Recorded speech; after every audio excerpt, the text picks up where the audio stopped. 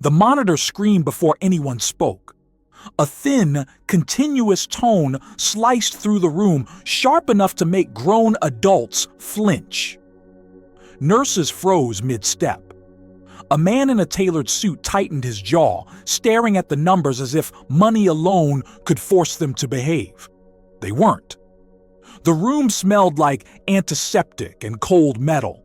Fluorescent lights hummed overhead, too calm for what was happening beneath them.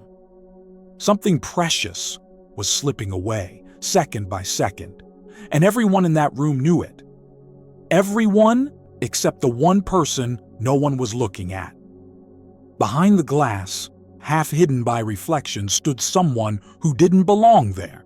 No badge, no authority, no voice in the room, just a quiet presence watching a system unravel in real time.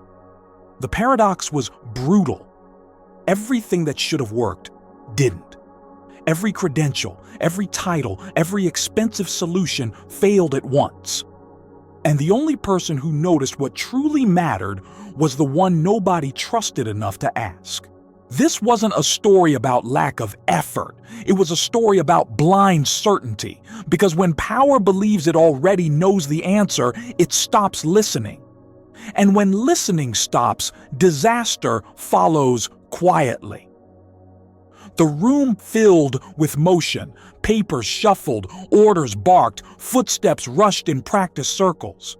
It looked like control. It felt like panic. A hand trembled as it hovered over a console. Someone whispered, "We're running out of time." And still, no one turned around. Somewhere in that chaos, a small, almost invisible detail waited. Something simple, something human. Something that didn't come from training manuals or institutions, but from lived memory. It had been there the whole time. Ignored, overlooked, dismissed. Here's the uncomfortable truth most people don't like to admit. Sometimes the difference between loss and salvation isn't intelligence or power, it's humility. And in moments like this, humility doesn't arrive wearing authority. It arrives quietly, from the margins, carrying a truth no one wants to hear. What happens next will force a room full of certainty to fall silent, because in just a moment, someone with nothing to lose will face a decision no one should ever have to make: stay invisible or act, knowing that one wrong move could destroy everything. If you believe that truth and justice should matter more than status, pause for a second and show it. Tap like now, not for the algorithm, but for the idea that doing the right thing still counts.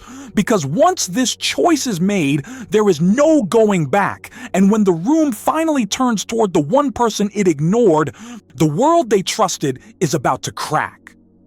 The question is no longer whether something can be done. The question is whether anyone is brave enough to let the wrong person save the day. Before the alarms, before the sterile panic of that room, the world had already decided who mattered and who didn't. The place where everything would eventually collide was polished to perfection.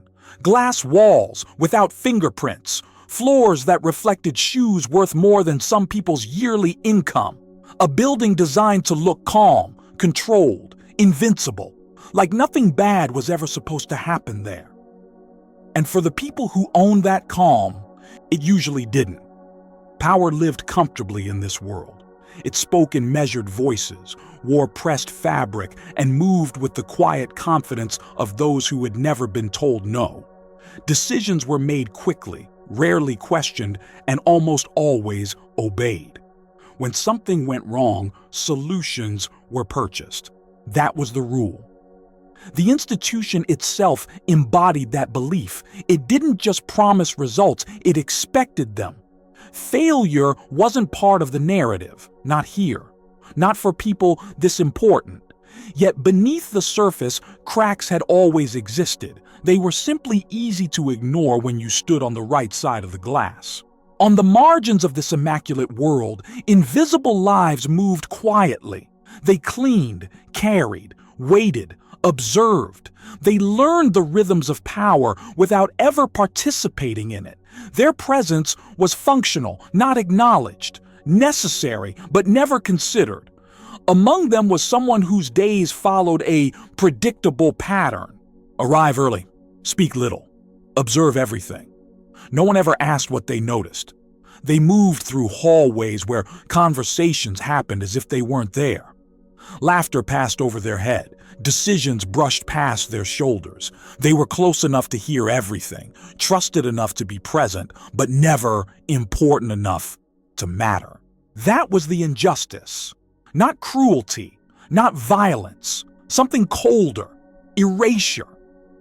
In a place obsessed with precision, this person learned details others overlooked.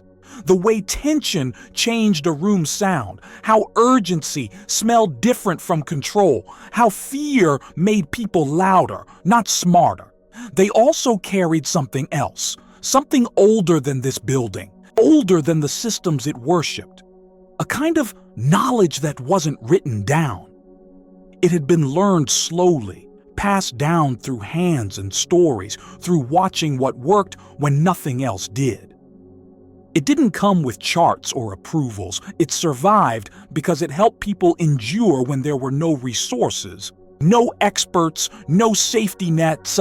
Here, that kind of knowing was treated like superstition at best, ignorance at worst. The authority in this world had rules. You speak when spoken to. You act when permitted. You trust the system even when it's failing. And above all, you never challenge those who wear confidence like armor. So when the first signs appeared, subtle at first, almost polite, the response was immediate but shallow. Protocols were followed. Voices remained calm. The assumption was simple. This situation was temporary, manageable, already understood. The people in charge believed they had seen everything before. They hadn't. As tension thickened, the invisible observer noticed something that didn't fit. A pattern that felt familiar in a way the charts didn't explain. A detail so small it barely registered, but once seen, refused to disappear. It wasn't dramatic. It wasn't technical. It wasn't impressive. Which is why it was dismissed the moment it formed. In that world, importance was loud. Value announced itself with credentials. Anything quiet was assumed to be irrelevant.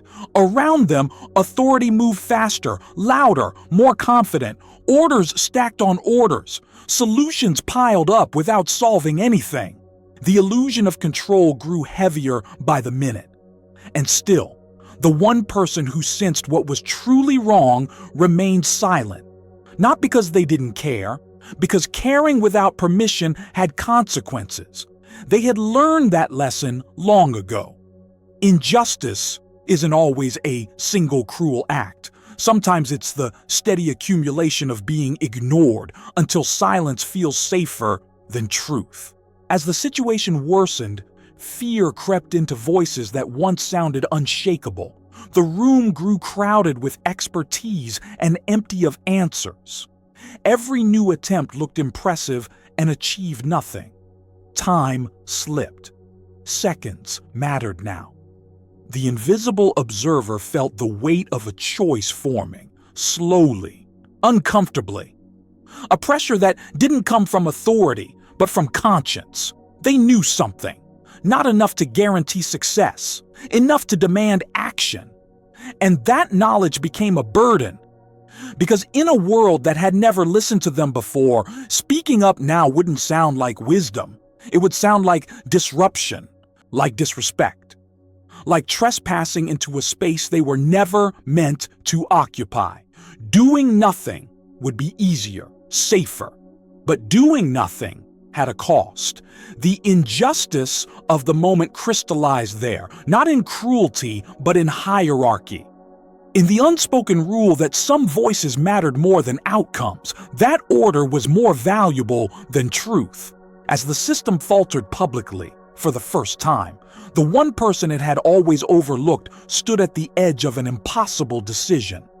And somewhere in the room, unnoticed and uncelebrated, a small detail waited, introduced without fanfare, ignored without discussion, a quiet piece of the story that would later determine everything.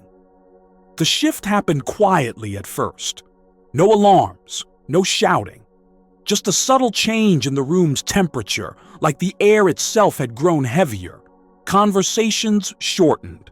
Eye contact broke more often. Movements lost their rhythm, so something was wrong. And this time, everyone felt it.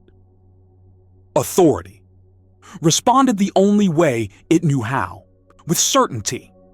Orders were repeated louder, not smarter. Hands moved quickly, confidently, as if speed alone could outrun reality. Charts were adjusted, numbers recalculated. The same solutions were recycled with minor variations, each one carrying the promise that this attempt would be different. It wasn't. The failure became undeniable the moment silence entered the room. Not the calm silence of control, but the kind that follows when no one wants to be the first to admit the truth. A voice finally broke it. "We're losing ground." No one corrected them. That was the moment the fall began. Power hates uncertainty. It reacts to it like a threat. And when threatened, it tightens its grip, not on solutions, but on hierarchy. The response wasn't to listen more. It was to close ranks. Doors were shut. Access narrowed. Roles became rigid. Everyone was reminded, subtly and not so subtly, of where they belonged. And the invisible observer was reminded too. They were asked to step back, to stay in their lane, to not linger. Not because they were in the way, but because their presence was uncomfortable now. Because failure was no longer theoretical, it was happening in real time. That's when the unforgivable act occurred.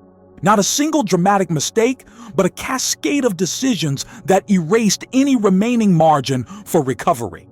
A choice made to protect authority rather than adapt, to preserve image rather than confront truth. The system chose itself. And in doing so, it crossed a line. The observer felt it before anyone said it out loud. A cold realization settling in the chest, the kind that doesn't shout, it sinks. This wasn't just going badly, this was about to become irreversible. The detail they had noticed earlier, small, human, almost embarrassingly simple, suddenly mattered more than everything else in the room. Not because it was guaranteed to work, but because nothing else had. They looked around, searching for any sign that someone else saw it too. No one did. Eyes were locked on screens, on status, on the performance of control. Pride had become a liability, but no one was ready to admit it. And then it happened. A command was given that couldn't be undone. It sounded reasonable, logical, official. But the observer felt the consequence immediately, like a door slamming shut somewhere deep inside. That choice eliminated the last chance for adjustment. The room didn't explode into chaos. It grew eerily still. This was the point of no return. The invisible observer's heartbeat quickened, not from panic, but from clarity. A sharp, unwelcome clarity. If nothing changed now, the outcome was locked. They could walk away. They were supposed to. No one would blame them. No one ever had expectations of them to begin with. Silence had always been their armor. Invisibility, their protection. But silence now felt different, heavier, complicit. They thought of where their knowledge came from, not from books or training, but from survival. From moments where there were no experts, no systems, no authority to lean on. Only observation, patience, and the willingness to act when others froze. That kind of knowing doesn't announce itself. It waits, and now it was screaming. The injustice sharpened into something personal, because watching power fail is one thing. Watching it refuse help is another. The observer took a step forward, just one. It wasn't dramatic. No one noticed at first. But crossing that invisible boundary, the line between witness and participant, felt like stepping off solid ground. Someone glanced over, irritation flashing briefly across their face. "Not now." That was the warning. Not shouted, not cruel, final. The message was clear. This was not their place. The observer stopped. Time slowed in that strange way it does when consequences gather. Every second stretched, thick with possibility and fear. In that suspended moment, the full weight of the decision settled in. Speak and risk everything. Stay silent and live with the outcome forever. This wasn't about recognition or gratitude or proving anything. It was about responsibility. Because knowing something and choosing not to act doesn't keep you innocent. It simply keeps you comfortable. The fall was complete when authority doubled down. Another command, another adjustment, another attempt to control an uncontrollable reality. The system collapsed inward, folding around its own assumptions, and the invisible observer realized something terrifying. If they didn't intervene now, there would be no redemption arc, no late correction, no second chance. This was the last window. The cost of action was clear. Consequences immediate and severe. Removal, punishment, blame.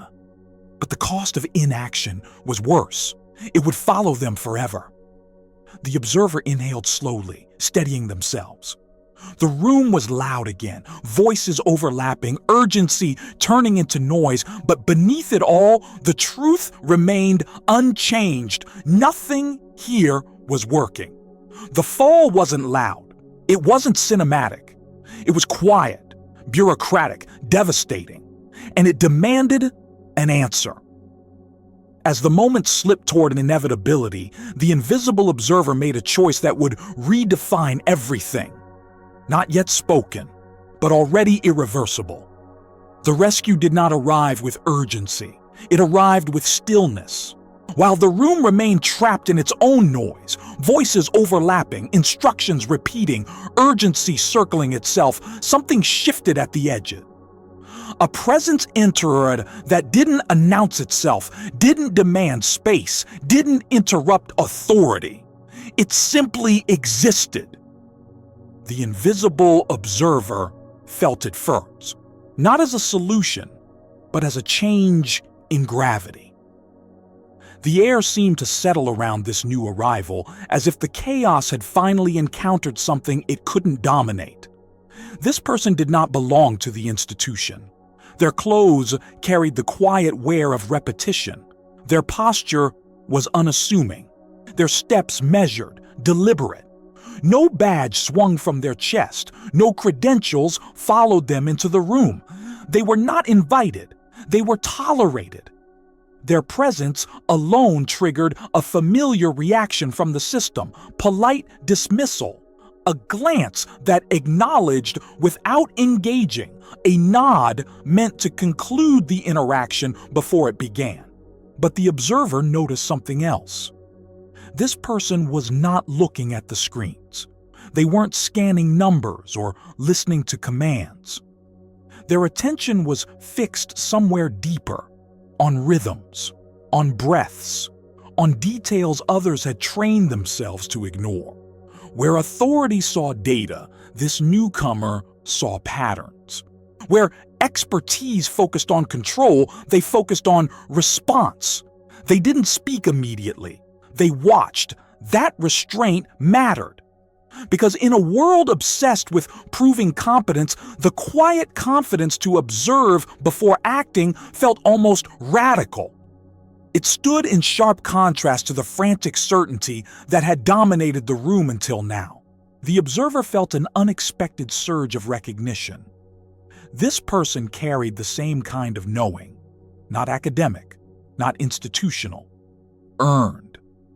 The kind of knowledge that comes from being wrong often enough to learn what matters, from surviving without guarantees, from understanding that life doesn't always respond to force, but it does respond to timing. The two locked eyes briefly. No words passed between them, but something did. Understanding. The observer felt the burden shift slightly, as if it no longer rested on their shoulders alone. The mentor, though no one would have used that word, moved closer. Not toward the center of authority, but toward the margins, toward where the truth usually waits. They asked a question, not loudly, not challengingly, just enough to be heard by the observer. When did this start? It was the first question in the room that wasn't rhetorical. The observer answered before thinking, quietly, precisely, with details no one else had bothered to collect. The mentor listened, not with skepticism, not with dismissal, with respect. That alone changed everything. In systems built on hierarchy, listening is power. And for the first time, someone was listening to the right person. They spoke softly now, exchanging fragments of information that never made it into charts. Timing, sensations, small changes that felt insignificant to authority but enormous to those who understood fragility. The mentor nodded slowly. They had seen this before, not here, not like this, but enough to recognize the shape of the problem. The solution they carried wasn't dramatic. It didn't involve new equipment or additional resources.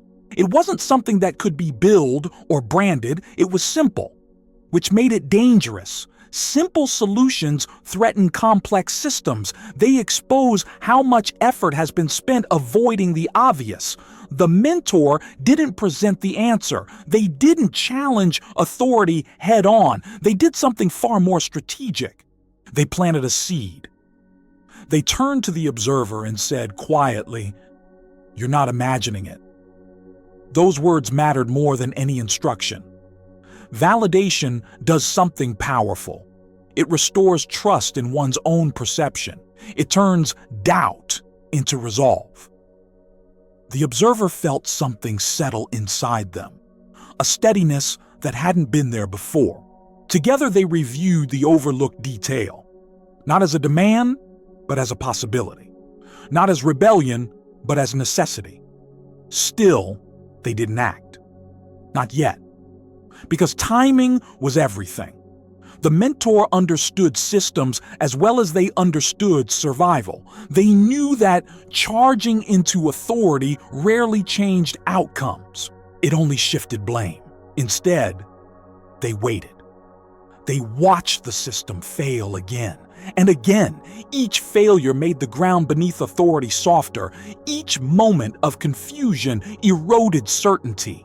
Each unanswered question widened the crack. Hope returned, but cautiously. Not the kind that promises miracles. The kind that prepares for effort.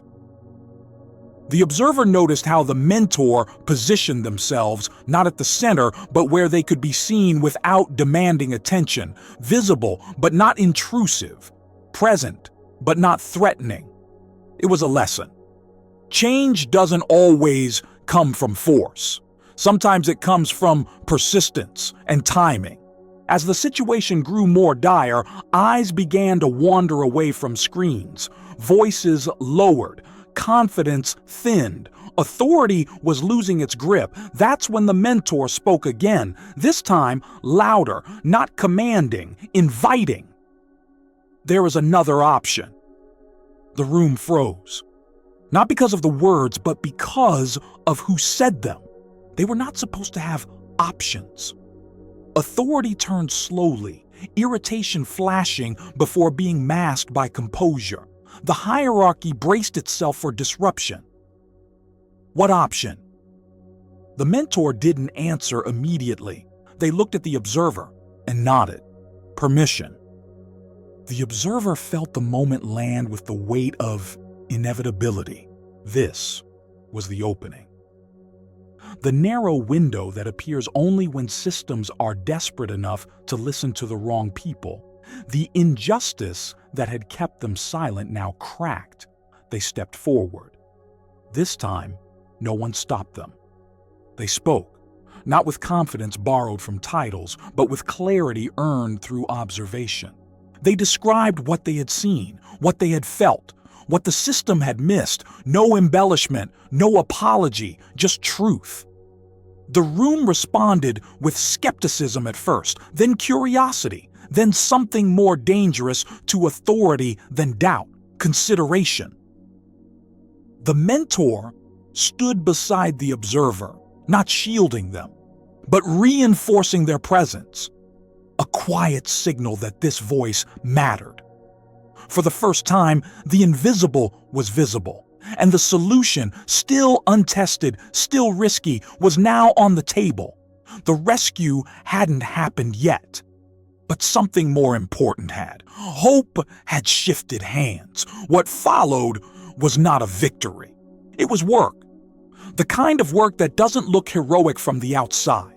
No applause, no sudden shift in authority. Just a slow, grinding movement against resistance that had learned how to disguise itself as procedure. The system did not collapse when the new option was spoken aloud. It absorbed it. That's what systems do when they feel threatened. They don't attack immediately. They stall. They redirect. They bury possibility under protocol. The room didn't erupt into action. It settled into something colder, evaluation. The observer felt it instantly, the temperature drop in the air, the way eyes narrowed, the way questions stopped being curious and started being defensive. Authority had not been convinced. It had been unsettled, and unsettled authority is dangerous. The mentor understood this better than anyone. They didn't mistake the opening for acceptance. They knew this phase well. It was the longest, quietest stretch of the journey. The part where nothing seems to move, but everything is being decided underneath. This was the forge. The observer was no longer invisible, but visibility came with scrutiny. Every word they spoke was weighed, every hesitation noticed, every certainty challenged. They were asked to explain themselves, then to explain again, then to justify why they even thought they were qualified to notice what they had noticed. The questions weren't designed to understand, they were designed to exhaust, and they almost worked. Doubt crept back in, subtle and persistent. Not loud enough to stop action, but loud enough to drain confidence. The observer felt their certainty thin under the pressure of repetition. That's when the mentor stepped in, not to answer for them, but to slow the pace. They reframed the conversation. They spoke in the system's language, not because they respected it, but because they understood how to move inside it. They translated lived experience into terms authority could process without panic. Risk assessment, timeline implications, failure thresholds, words that created safety. This wasn't compromise, it was strategy. Behind the scenes, the mentor worked relentlessly. They moved through corridors that never made it into the public story. Quiet conversations, brief exchanges, subtle alignments with those who sensed the system was faltering but didn't yet dare to say it aloud. Change rarely comes from the loudest voice. It comes from the accumulation of quiet ones. The observer began to learn, not from lectures, but from proximity. They watched how the mentor stood, how they spoke only when necessary, how they allowed others to believe ideas were theirs, just to keep them moving forward. This was not about credit. It was about outcome. Together, they refined the option. Not by making it bigger, but by making it sturdier. They anticipated objections before they were voiced.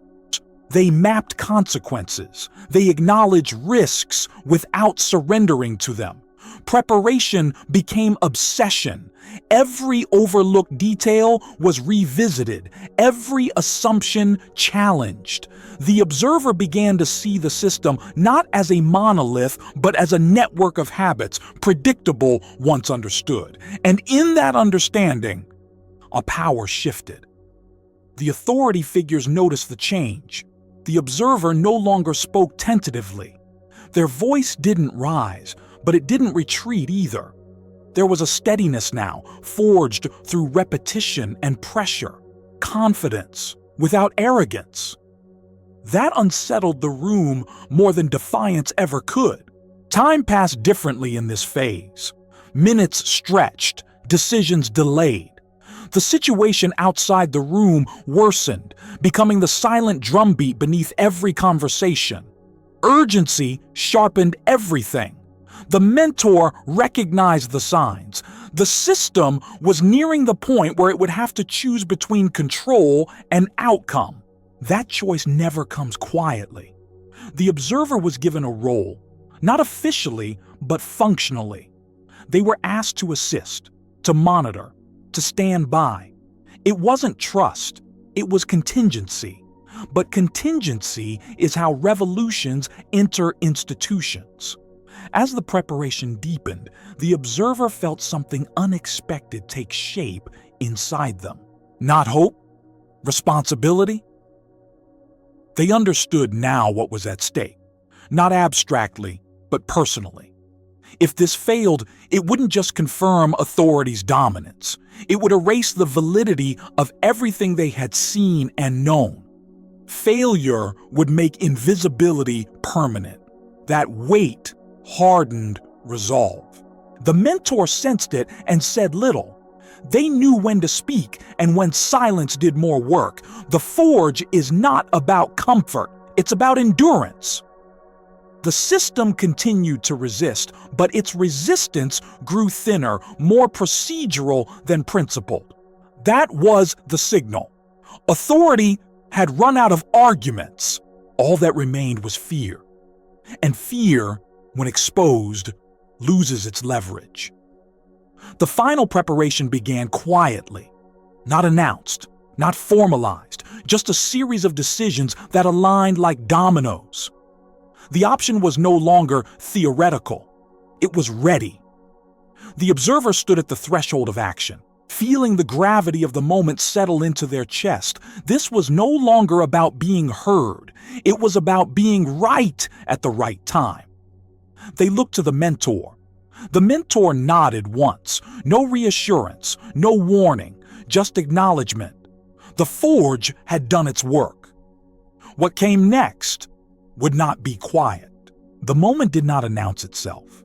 No alarms, no countdown. Just a subtle shift in posture across the room, the kind that happens when people sense that whatever comes next cannot be undone. Authority tried one last time to maintain control. Voices tightened.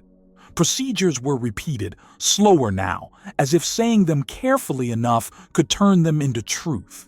But the room had changed. Everyone felt it.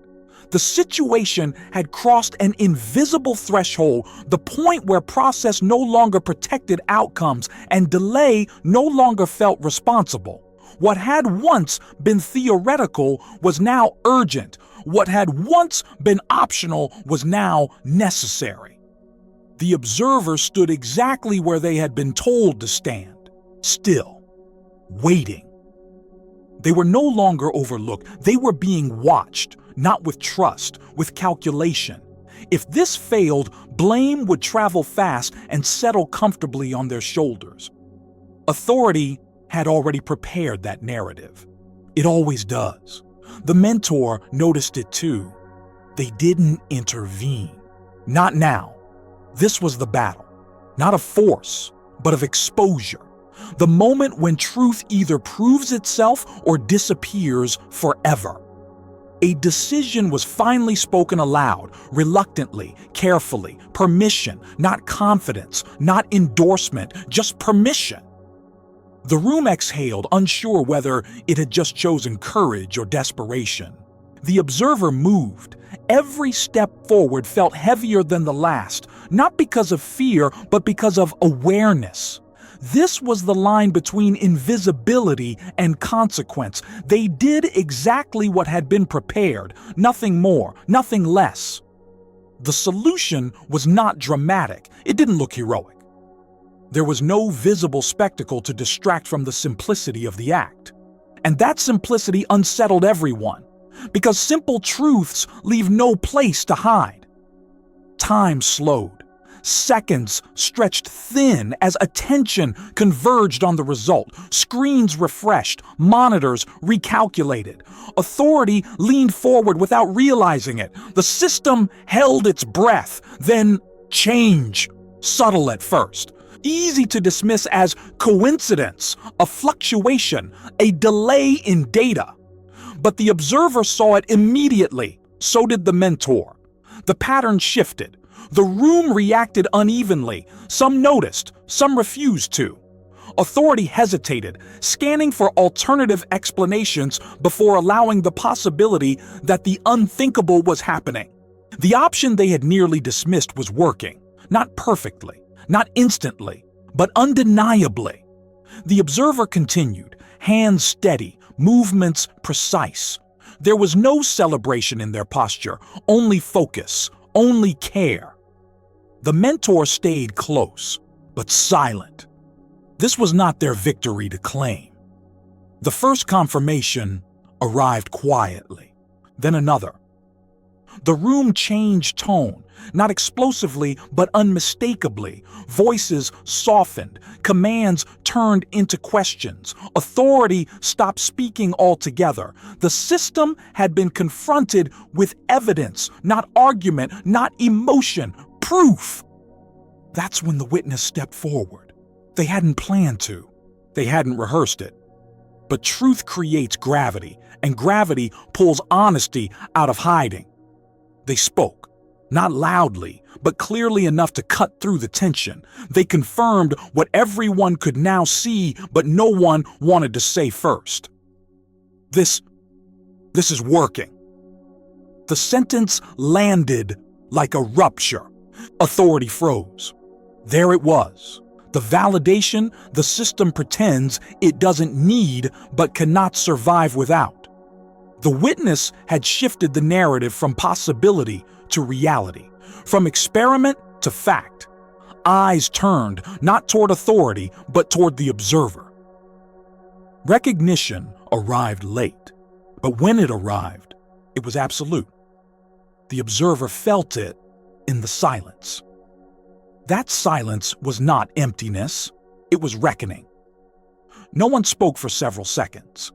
The room was suspended in a collective realization. Everything that had been dismissed, delayed, or ignored had just proven essential. The mentor finally spoke, not to explain, not to instruct, just one sentence. They tried to tell us. No accusation, no triumph, just truth.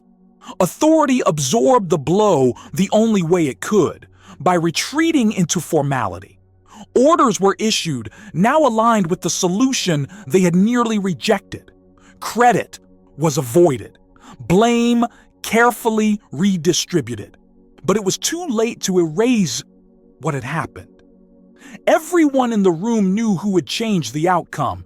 The observer stepped back, not out of fear, but because their role was complete. They had not sought recognition, they had sought resolution, and they had delivered it. The mentor watched as the system reassembled itself around the new reality. They knew what came next: reframing, documentation, institutional memory, rewriting itself to appear wiser than it had been. That was inevitable. What mattered was what couldn't be undone. The invisible had acted. The ignored had been right. The system had been exposed. Justice did not arrive with applause. It arrived with acknowledgement. And that acknowledgement, delayed and reluctant, carried more weight than praise ever could. The battle was over, not because someone had won, but because truth had stood long enough to be seen. What followed did not feel like triumph. It felt like release. The room returned to motion slowly, as if everyone had to relearn how to breathe. Conversations resumed, quieter now. Screens continued to glow. Systems reorganized themselves around a truth they could no longer deny. The crisis had passed, but the impact lingered. Authority reclaimed its voice, issuing instructions that aligned perfectly with what had just occurred, as though this outcome had always been the plan. Paperwork appeared. Timelines were rewritten. Language softened the edges of failure. That was expected. Systems preserved themselves. What they cannot preserve, however, is the memory inside people. And memory had shifted. The observer noticed it first in the way eyes followed them, not openly, not admiringly, but with recognition that had not existed before. They were no longer unseen. They were undeniable. No ceremony followed. No announcement was made. There was no official acknowledgement beyond procedural updates and cautious nods. Authority avoided naming what had happened because naming it would require admitting how close they had come to losing everything. Instead, they moved forward. But forward was no longer the same direction. The mentor stood back, watching the transition with quiet acceptance. They did not linger. They never stayed long after outcomes were secured. Their role was not to belong to the aftermath, but to make it possible. Before leaving, they found the observer.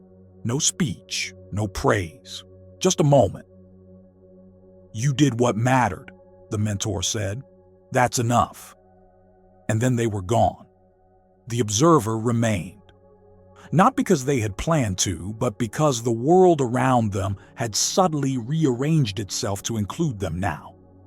They were asked questions, consulted, deferred to in small ways that would never make headlines but would change outcomes quietly over time.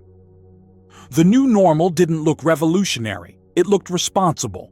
Protocols adjusted, procedures expanded, margins widened just enough to allow voices like theirs to be heard before crisis forced the issue.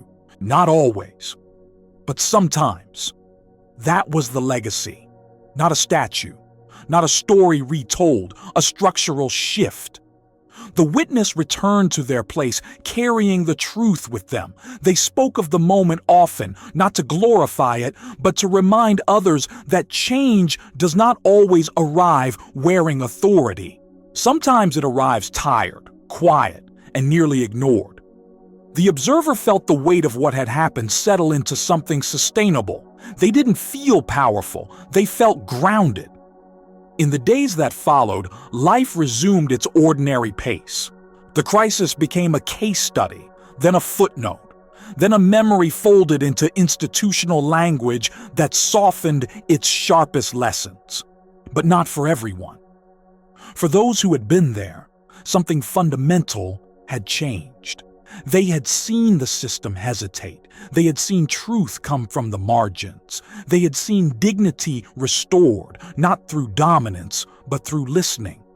And that changed how they looked at the world. The observer carried that forward, not as bitterness, not as pride, as responsibility. They understood now that invisibility was not permanent, but visibility came at a cost.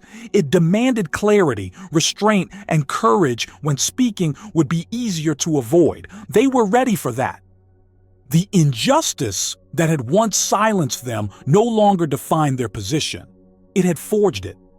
The world moved on. But beneath its surface, something remained altered. A reminder that systems are strongest when they are willing to be corrected. A reminder that expertise does not always wear credentials. A reminder that sometimes the person no one believes is the only one who can save everyone. And that truth, once revealed, cannot be unseen.